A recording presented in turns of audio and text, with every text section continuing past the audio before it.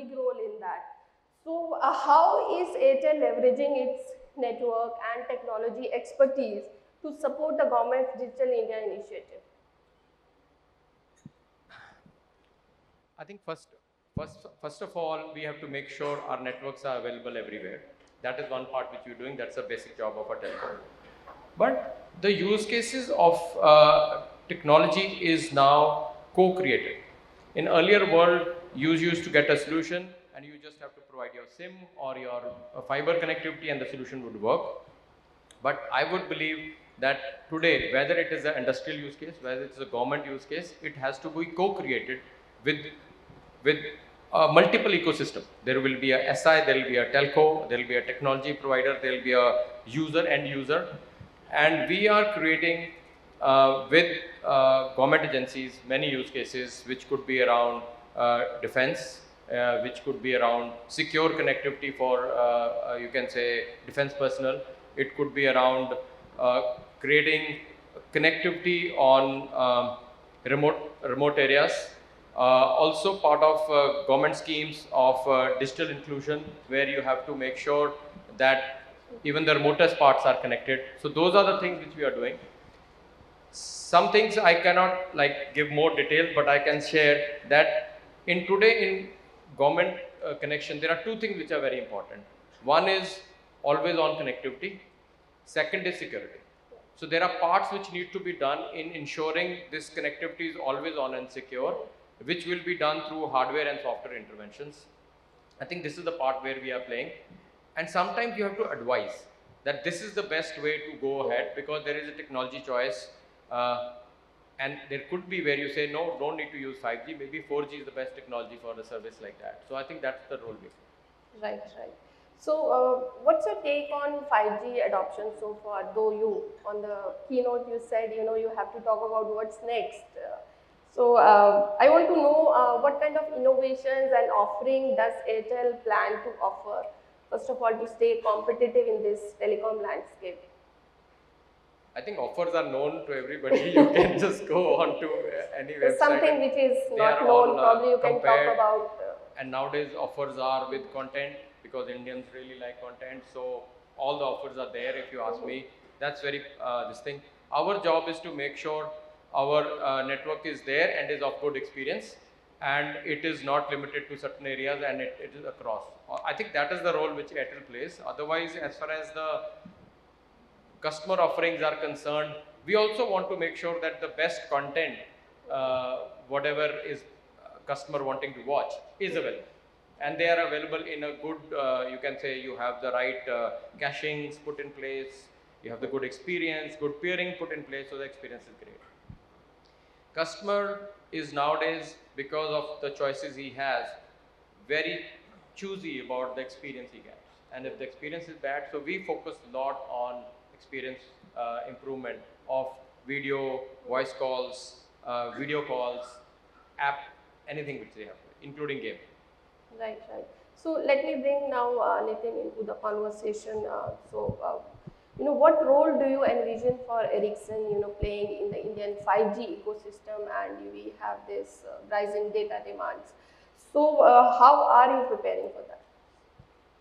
So, I mean, from being a technology partner and being, in the 5G rollout in the last 2 years and so on, our endeavor is to make sure that our technology is able to deliver the requirements that Randeep just mentioned, and make sure that we are able to do it in a most optimum way and very, very efficiently. So it's about continuous technology innovation that we'll work on, and make sure that the expectations that were just spelled out in order to deliver the end user services are being met in an efficient way. Right, right. I will add to it. Yeah. I think what we need is, which we are of course partnering with all our partners, including Ericsson, is that the next generation solutions must be low on energy footprint and physical footprint, because as you know, India has many frequencies. So if you have very heavy radios, our towers will consume a lot of energy, and they'll not be they'll have a lot of weight on top, making the tower unsafe. So I think the first requirement is to make sure the newer generation products are supporting multi-technologies and multi-frequencies and are very low energy. I think otherwise we'll end up spending a lot of energy, and that's what the industry OEMs are delivering very well. Second is the ask of that we need to bring it automation inside the system, not from outside. Like earlier we used to have SON networks which will automate a network but is outside. Now you have to have automation inside. I think you'll have to have AI based software inside so that networks are able to self-heal, they are circular and these things. I think this is one big area of focus where we have to make sure the new networks we build, whether it is radio, core or transport, they are safe, but they're also autonomous. Right, right. Would you like to add something? No, for sure. So, our focus areas for Indian market in particular is looking at the efficiency that you just spoke about, which is in terms of power consumption and also the size and weight of the equipment that we deliver to you and to the Indian market. The other areas is to bring in efficiency, which is on account of automation. And you mentioned in your keynote, right? It's both internal and external. So we are addressing both those. One, how do we use AI to make our networks and our software more efficient in terms of delivery? And the second one is in terms of how do we use the external artificial intelligence as well to make the networks understand the business needs and deliver accordingly, which is the intent-based that we talk about. Yeah. Yeah, since we were talking about 5G and AI, that is expected to revolutionize enterprises. So, could you give us some references of the global use cases that you think the Indian market can adopt? No, I think India is a country which innovates, and the world adopts what India does for our own country and enterprises. So it's not about. No, I mean this is serious, right? I mean what we have shown in the previous technologies as well is phenomenal. So it's not about copying what the world has done, but rather innovate and make sure the world follows and practices what we have done. So I believe in India there is a possibility to use technology, 5G for example, for multiple enterprises and use cases. Obviously, the first priority from what I understand has been to make sure that the consumers' needs are satisfied. And then we evolve towards next enterprise. So, we have done a lot of proof of concepts together with our partners in healthcare, in automation in factories, and also road safety. We recently signed a MOU on digital twin as well. So it's areas, it's mining, so anywhere where we can protect livelihood, we can protect human lives and bring in more efficiency, I believe are the sectors. And it's open.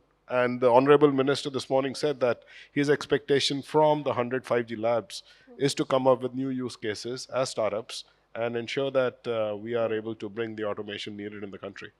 Right, right. So, Randeep, could you elaborate a bit on the 5G use cases, and also if you can add in bit of monetization aspect, which the industry is struggling with? I think the first thing I like to underscore what he said is that India is not watching world now. World is watching India.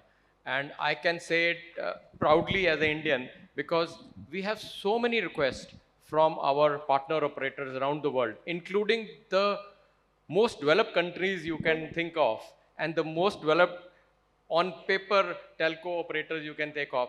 They want to come to our shop, and I'm sure in our co-operator shops as well, to come and learn from India market. Because on efficiency, on new use cases, and the way we adopt a technology and make it available to every Indian, I think this is really a hallmark. So as far as the use of technology is concerned, definitely India is on top. Yes, of creating technology with the forums we have, I'm hoping we will be able to contribute to the patents in future and able to contribute to the new technology which is getting built. But picking a technology and making it available to every Indian and in a more efficient way is what we are definitely, I think. Right, right. So any specific use cases you could talk about which we can see picking up in India, probably this year or next year? I think you've been talking about various trials in healthcare and mining logistics. So healthcare and mining are, in my mind, is what we have done in past. I think even ports for that matter, even RE energy plants, which are put in a very remote area, and their monitoring is also possible through IoT plus connectivity. So you see, traditionally India's scale is high, so the benefit of efficiency is also very high. Like in my case, if I can save 10 watts on a radio, the number of radios we have, and if you multiply with the unit rate, the money saved is huge. And same is true with other industries, whether it is mobility industries, efficient connected cars. If you see, while world is talking about connected cars, India has scooters which are connected, they are efficient, they are being monitored. So I would say these are the kind of use cases which India is at scale teaching the world. Right, right. Also, I wanted to talk about your AI-driven spam detection solution. So, you've been the first operator that has done it. So what's next? You know, how are you going to improvise on this solution and offer more to the consumers? And also, if you are like kind of building these solutions which will be agnostic to the industry or operators, or you want it to be only Airtel specific as of it? I think today it is, first of all, I must say, this solution has been really welcomed. And Yes. every day till now, ever since it has been launched for quite some time, we get uh, kudos for people because it really helps you alert about Right, right. prospect Totally, spam or totally. I scam. agree with And that. this is a big menace in many countries, including India, that people call and scam, and especially vulnerable old people, but even smartest of guys. I mean, I have seen smartest of guys, you know, uh, get caught by these, you know, scamsters. So I think this is one part, which is a call and a message, and it is agnostic to call coming from any number, any operator, but coming to Airtel. We shared this in GSMA, and many operators in the world want to adopt it and see that can it be really platformatized and used it. I think the next step of it is to how you can make every aspect of being online secure. There will be phase by phase, your browsing, your authentication. Today also in authentication, OTPs get passed. Can you just do API like silent authentication so that the, let's say a BFSI authenticates a customer basis what operator authenticates, and they don't have to wait for OTP, so that there is no vulnerability. In my mind, there are many steps of making your connected life secure.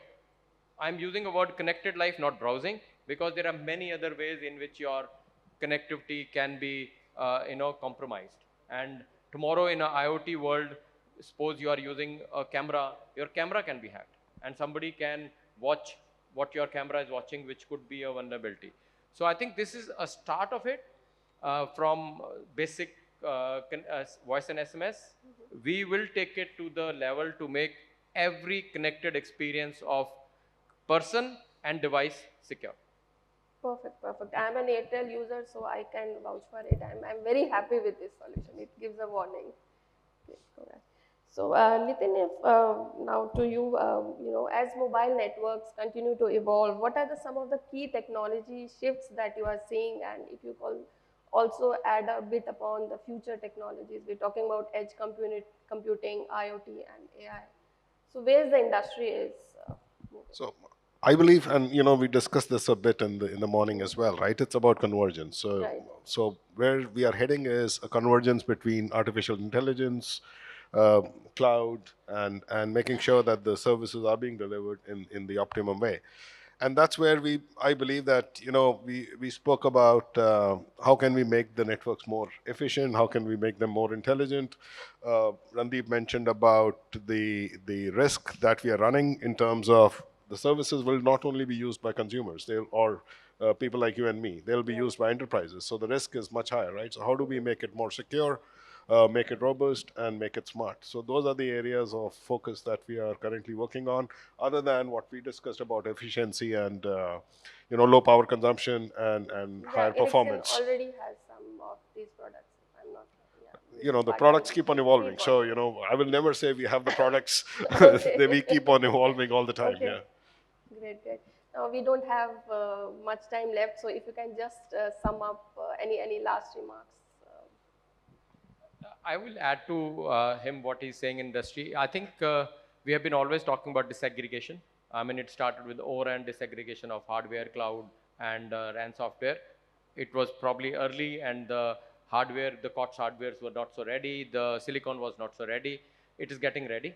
It is getting ready. In my mind, disaggregation of RAN, core, and transport networks are going to happen.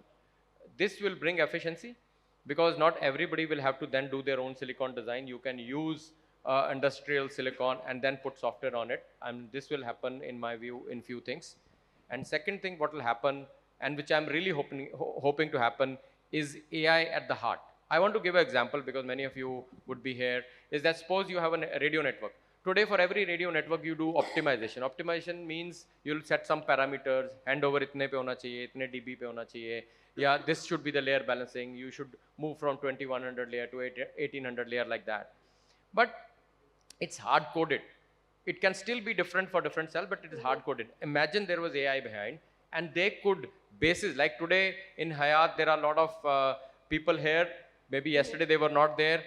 The configuration of the Hayat cell, today we would have done it because there is an event happening. It should happen by itself. It should happen by itself and it should automate the networks. And that's why you need AI in the embedded part of the software, not external. I think that will make networks more optimal and will need less human, high-skilled work to make it do. So I think that is what I'm really hoping happens faster. Right. Any conclusion, Mansi? No, I mean, we spoke about how India overtook everyone else when it comes to deployment of 5G and the usage of 5G. We are seeing extensive use of the network. What I'm personally very happy about is the enthusiasm and the interest I see from all the stakeholders in terms of how can we optimally use 5G as a technology try to get all the benefits we can get out of 5G. So as Ericsson and technology leaders, we will continue to innovate in order to make sure that our networks and our solutions are providing the requirements envisaged so that we are able to continue to exploit, I would say, 5G and use it to the full potential. Perfect. That sums up the interesting fireside chat for today. Thank you so much for your time.